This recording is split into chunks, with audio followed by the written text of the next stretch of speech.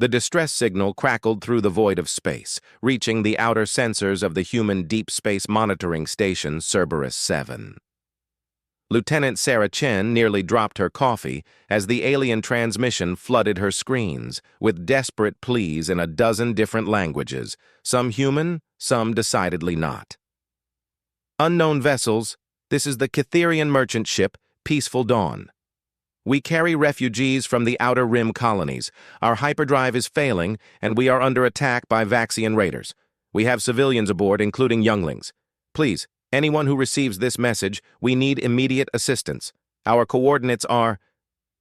Chen's hands flew across her console, triangulating the signal's origin. The coordinates placed the alien ship deep in the contested zone, a region of space where pirates and slavers operated with impunity. Most civilized species avoided it entirely. The transmission repeated 3 more times before cutting to static. Commander Morrison to the bridge. Priority Alpha, Chen announced over the station's intercom. Within minutes, Commander Jake Morrison strode onto the command deck, his weathered face grim as he reviewed the intercepted message. Morrison was a veteran of the human colonial wars, a man who had seen enough death to last 10 lifetimes.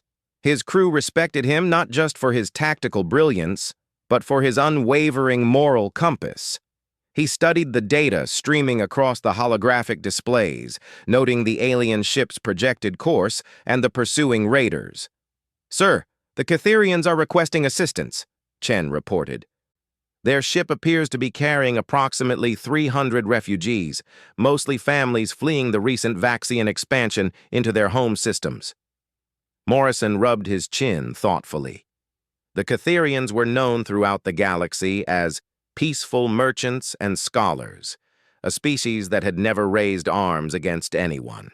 They were tall, slender beings with crystalline skin that reflected light in beautiful patterns, and they possessed an almost childlike wonder about the universe that made them easy targets for more aggressive species. "What's our response time to their position?" Morrison asked his navigation officer. 47 minutes if we push the engines hard, sir. But, Commander, we'd be entering Vaxian-controlled space. They've made it clear that any human vessels found in their territory will be destroyed on sight. The Vaxians were the nightmare species of the outer galaxy, reptilian warriors who viewed conquest and subjugation as the highest form of art.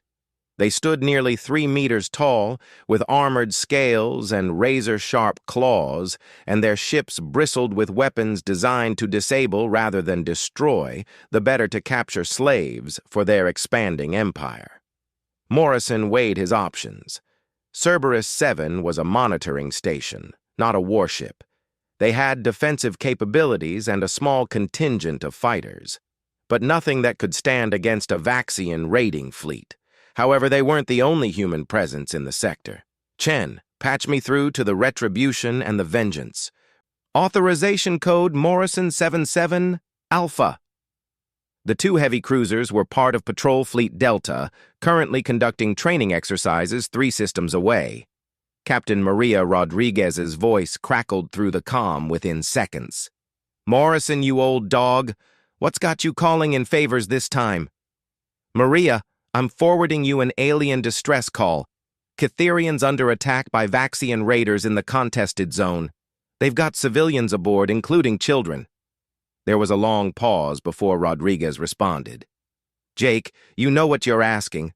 The Vaxians have made their position clear about human intervention in their expansion." "I know exactly what I'm asking, Maria. The question is whether we're going to let innocent beings die while we hide behind political protocols." Another pause. Morrison could imagine Rodriguez conferring with her fellow captain aboard the Vengeance. Finally, her voice returned, harder now, filled with resolve. "Send us those coordinates, Jake. We'll see what the Terran Federation Navy can do about some pirate scum picking on refugees." As the connection closed, Morrison felt the familiar weight of command settle on his shoulders. He was committing human forces to an engagement that could spark a larger conflict with the Vaxian Empire. But the image of terrified alien families huddled aboard a failing ship made the decision easy. All stations, prepare for emergency deployment protocols, Morrison announced. We're going hunting. Across human space, similar scenes played out as the distress call propagated through communication networks. In the asteroid mining colonies of the Tau Ceti system, rough-hewn miners powered up ancient but reliable gunships. On the agricultural worlds of the inner colonies, merchant captains began loading military-grade weapons onto their cargo haulers. Even the prestigious Naval Academy on Earth dispatched a training squadron under the command of Admiral Sarah Hayes herself. The response was unprecedented. Humans had always been known for their fierce protective instincts, but this was something more. The galaxy had watched for decades as the Vaxians expanded their empire through brutality and terror. Species after species had fallen to their raids, their populations enslaved or worse. The major galactic powers had offered diplomatic protests and economic sanctions, but no one had been willing to risk open warfare with the Vaxian war machine. No one, except the humans. Captain Elena Vasquez commanded the fast frigate Defiant, part of the Merchant Marine's anti-piracy patrol. When the distress call reached her ship, she was escorting a convoy of medical supplies to a plague-stricken colony world. Without hesitation, she ordered her convoy to continue with their escort while she diverted to assist the Catherians. Captain, we're just one ship against unknown numbers of raiders, her first officer pointed out. Vasquez smiled grimly. Then we'd better make sure we hit hard and fast. Signal the engine room to prepare for combat acceleration. And someone get me a tactical analysis of Vaxian raider vessels. I want to know their weak points. The Defiant was built for speed and precision strikes. Her crew had trained extensively in anti-piracy operations, and they knew how to make a single ship feel like a fleet. As they dropped into hyperspace toward the contested zone, Vasquez reviewed everything they knew about their enemies.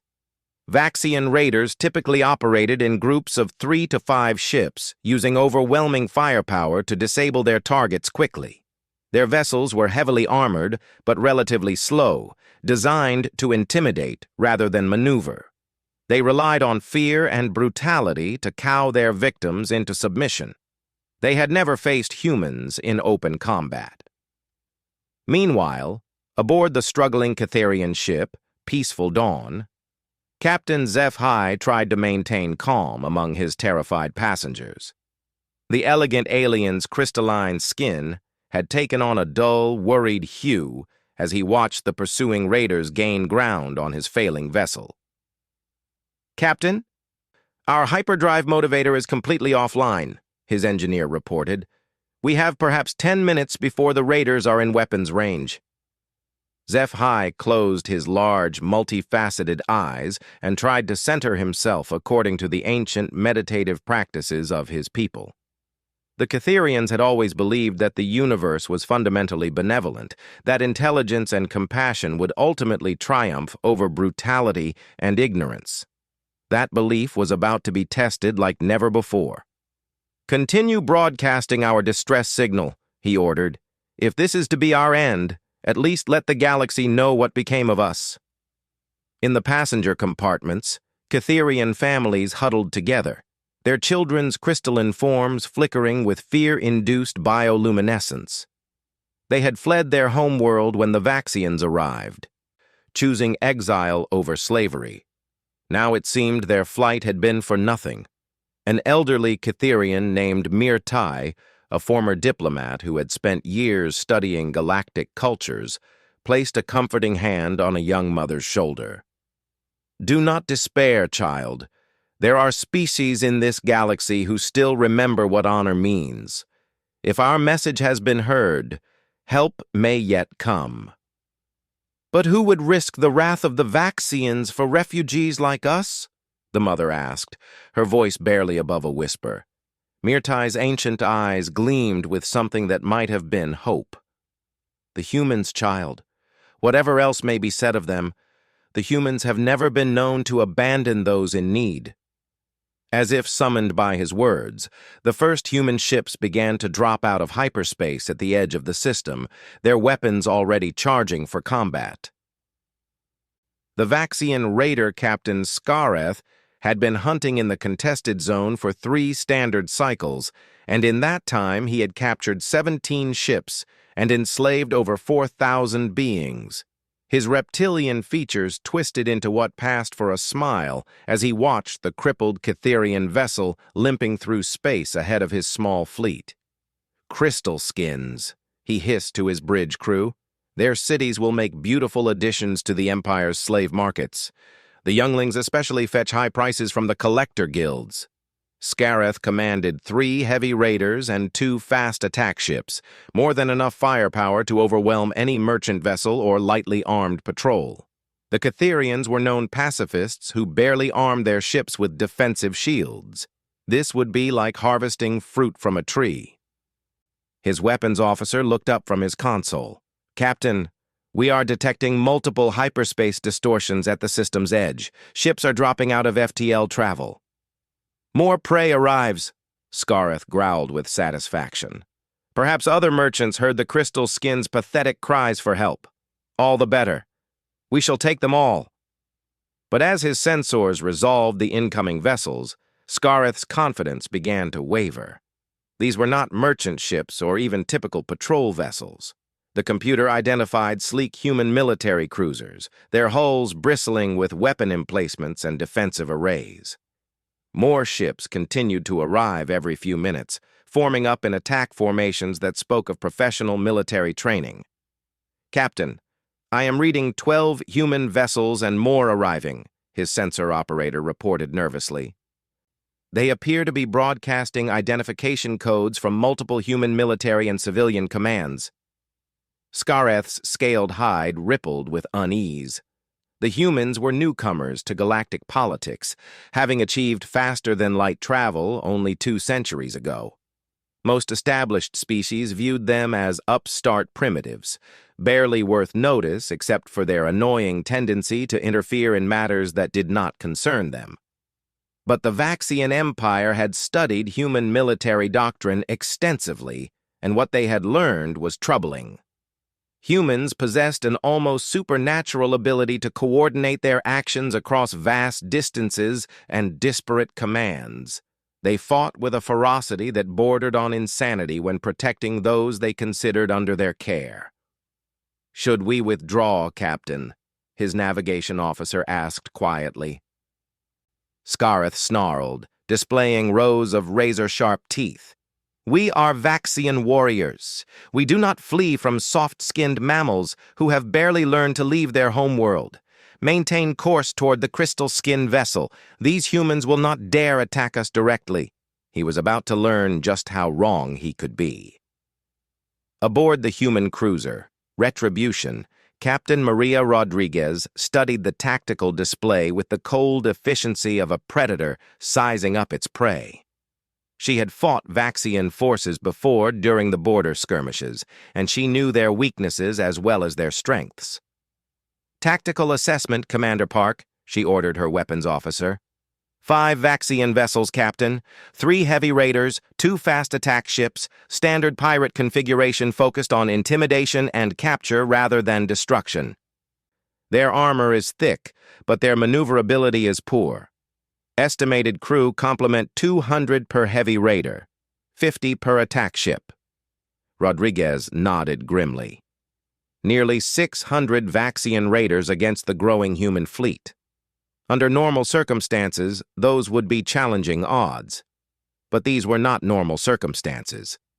These raiders had made the mistake of threatening civilians under the protection of beings the humans had sworn to defend.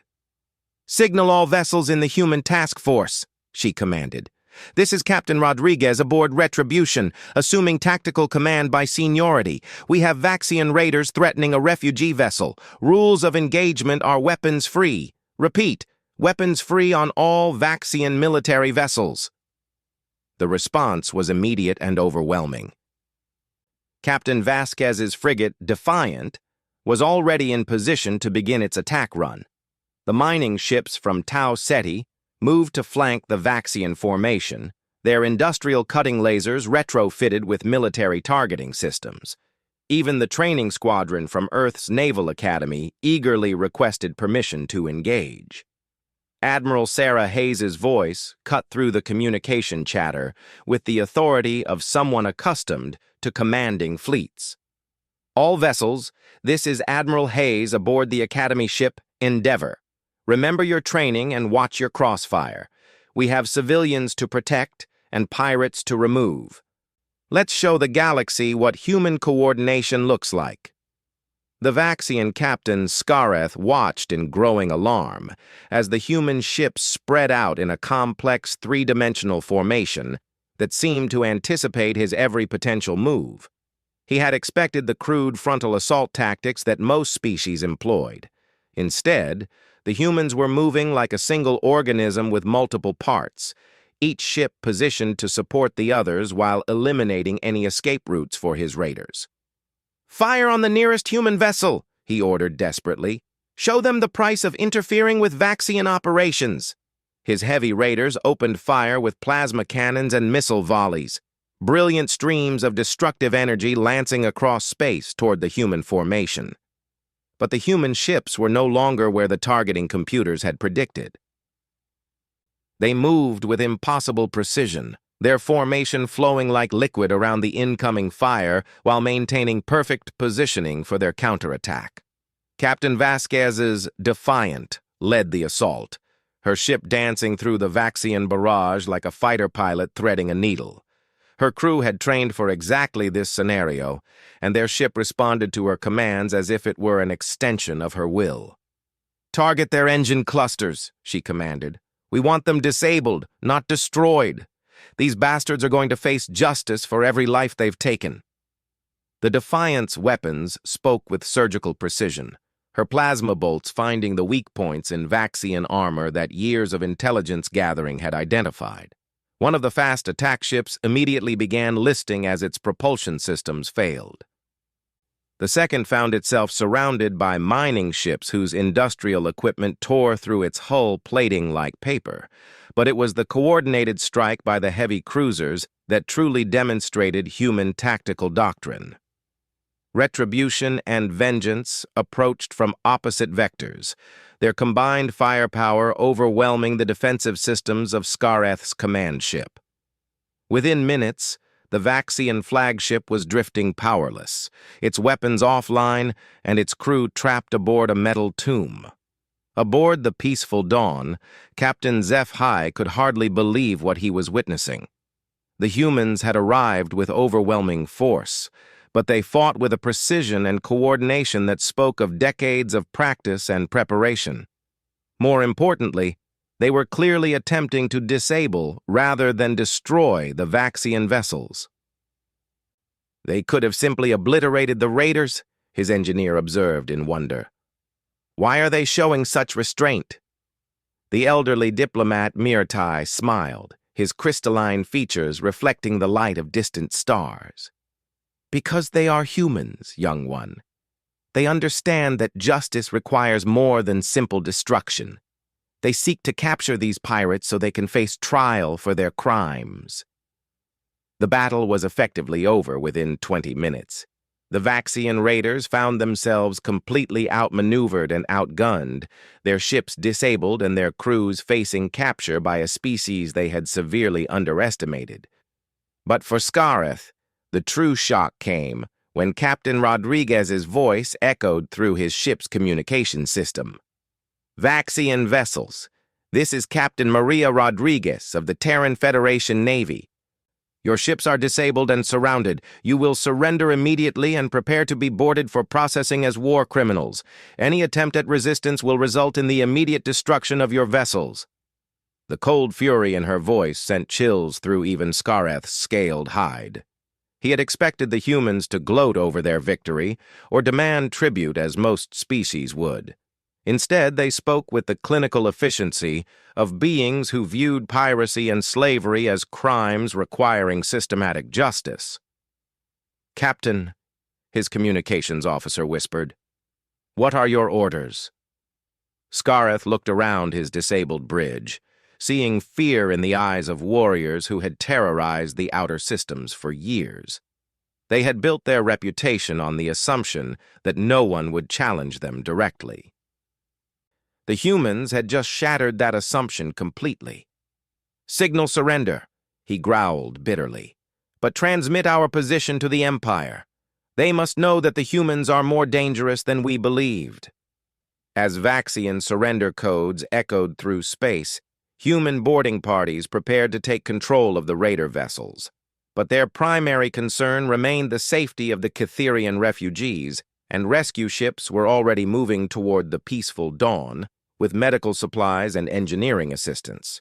The galaxy was about to learn that humanity's reputation for protecting the innocent was more than just propaganda. The rescue operation proceeded with clockwork efficiency that left the Catherian refugees speechless with amazement.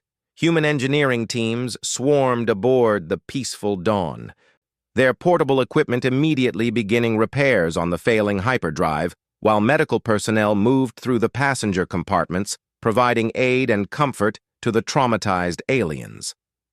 Captain HFY found himself standing beside Commander Elena Torres, the leader of the rescue operation, as they watched human technicians work alongside Catherian engineers to restore his ship's systems. The humans treated the alien crew as equals, sharing technical knowledge and coordinating their efforts with respectful professionalism. "Your people have risked much to save us," HFY said quietly, his crystalline skin shimmering with gratitude patterns. "The Vaxians will not forget this interference. You have made powerful enemies today." Commander Torres smiled grimly, her weathered face bearing the scars of previous conflicts. "Captain, we made those enemies the first time we refused to ignore slavery and piracy in our sector. Today we just made our position clear to anyone who was still wondering where humanity stands on such matters." The captured Vaxian crews were transported under heavy guard to the human ships, where they would be held for trial under the terms of the Galactic Convention on War Crimes. It was a document the Vaxian Empire had never signed, but one that humanity enforced vigorously within their sphere of influence. Admiral Sarah Hayes coordinated the broader implications of the rescue from her flagship. The young cadets under her command had just witnessed their first taste of real combat, and she could see the profound impact it had on them. This was why the Naval Academy existed, to prepare the next generation of human officers for the responsibilities of protecting innocent life throughout the galaxy. "Signal all commands," she ordered her communications officer. "Inform Earth, the Colonial Council, and all sector commanders that we have engaged and defeated a Vaxian raiding force in the contested zone. Upload all tactical data and prisoner interrogation protocols. The galaxy needs to know that the age of unchallenged piracy is ending." Aboard the crippled Vaxian command ship, Captain Scareth watched helplessly as human Marines secured his vessel with professional competence. They moved like a force that had performed such operations countless times, their equipment and procedures refined through extensive experience. But what truly unnerved the Vaxian captain was how the humans treated their prisoners. He had expected brutal interrogation or summary execution, the standard fate for captured raiders throughout most of the galaxy. Instead, the humans provided medical care for the wounded, decent food and quarters for the prisoners, and interrogation procedures that followed strict legal protocols. Lieutenant Commander Sarah Kim, the senior Marine officer, approached Scareth with a datapad containing formal charges. "Captain Scareth of the Vaxian Imperial Navy, you are charged with piracy, attempted slavery, and violations of the Galactic Convention on War Crimes. You will be transported to human space for trial before a properly constituted tribunal. Do you understand these charges?" Scareth's reptilian features twisted with confusion and rage. "You dare to judge warriors of the Vaxian Empire? We are conducting legitimate military operations in our rightful territory. The contested zone is not recognized Vaxian territory by any galactic authority," Kim replied calmly. and attacking civilian refugee ships is a war crime under any interpretation of interstellar law. Your empire's failure to sign the conventions does not exempt you from their provisions. The systematic nature of the human response was perhaps the most disturbing aspect of the entire encounter. This was clearly not a spontaneous rescue mission, but rather the implementation of carefully prepared protocols. The humans had obviously spent considerable time and resources preparing for exactly this type of scenario. 3 days later, the rescued Cytherians reached the human colony world of New Geneva, where refugee processing centers had been hastily established to handle the massive influx of beings fleeing Vaxian expansion. The sight that greeted them there defied everything they thought they knew about human society. The refugee camps were not the squalid detention centers that most species maintained for displaced populations. Instead, they were well-organized communities with proper housing, educational facilities for the young, and job training programs designed to help refugees integrate into human colonial society or return to their homeworlds when conditions permitted. Mirtai, the elderly Cytherian diplomat, found himself in conversation with Dr. Rebecca Martinez, the human administrator overseeing refugee affairs on New Geneva. They walked together through the settlement areas where Cytherian families were already beginning to establish new lives. "Your species confuses us," Mirtai admitted honestly. "Most galactic civilizations view refugees as burdens to be managed or expelled. Yet you appear to welcome us as potential citizens." Dr. Martinez considered her response carefully. "Mirtai, humanity learned long ago that diversity makes us stronger. Every species that joins our communities brings new perspectives, new technologies, new ways of understanding the universe. The Vaxians see differences as threats to be conquered. We see them as opportunities to grow." The diplomatic implications of the rescue operation rippled throughout galactic civilization like stones thrown into still water. The Vaxian Empire lodged formal protests with every major power, demanding the return of their arrested personnel and threatening economic sanctions against any government that supported human actions. The response was mixed, but telling. The ancient Altarian Republic, long considered the most powerful civilization in the galaxy, issued a carefully neutral statement calling for all parties to exercise restraint and pursue diplomatic solutions. The corporate assembly of Rigel expressed concern for disruption of trade routes, but stopped short of condemning human actions. Most significantly, the Cytherian government in exile formally requested human protection for all their refugee populations, offering technological exchange agreements and basing rights in return for continued security guarantees. Within weeks, similar requests arrived from the governments of 6 other species facing Vaxian expansion. Captain Maria Rodriguez found herself promoted to admiral and placed in charge of the newly formed Human Protection Fleet, a rapid response force specifically designed to counter piracy and aggression against civilian populations. Her first official action was to establish patrol bases throughout the contested zone, effectively declaring it a human-protected region. The Vaxian response was predictably violent. 3 months after the rescue of the Peaceful Dawn, a full Vaxian battle fleet attacked the human monitoring station Cerberus 7, intending to eliminate the facility that had first detected their raiding activities. They arrived to find not a lightly defended monitoring post, but a heavily fortified military base surrounded by the largest concentration of human naval power ever assembled in one location. The message was unmistakable. Humanity would not merely react to aggression, but would actively prepare for it. The battle that followed became known as the Cerberus Engagement, a decisive defeat that cost the Vaxian Empire nearly a quarter of their active fleet and established human military dominance throughout the outer systems. But the true victory was not measured in destroyed ships or captured territory. Throughout the galaxy, species that had lived in fear of Vaxian raids began to look toward human space with hope.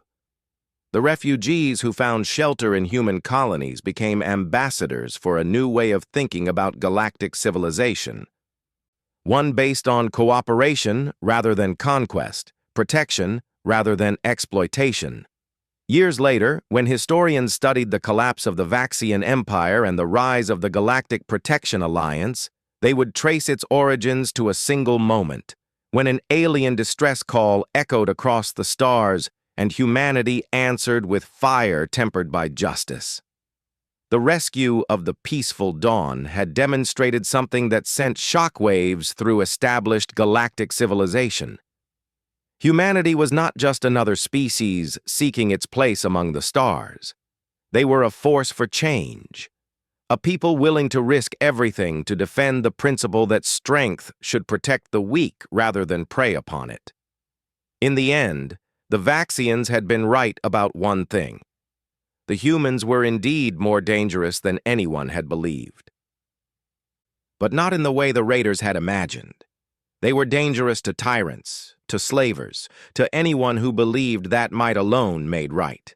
They were dangerous to those who thought the galaxy would forever remain a place where the strong devoured the weak without consequence. And as more species joined the growing alliance of worlds under human protection, the old order of galactic civilization began to crumble, replaced by something unprecedented, an interstellar community built on the radical idea that every intelligent being deserved protection, dignity, and hope for a better tomorrow. The aliens had called for help across the vastness of space, and the humans had answered with fire that lit the way toward a new future for all.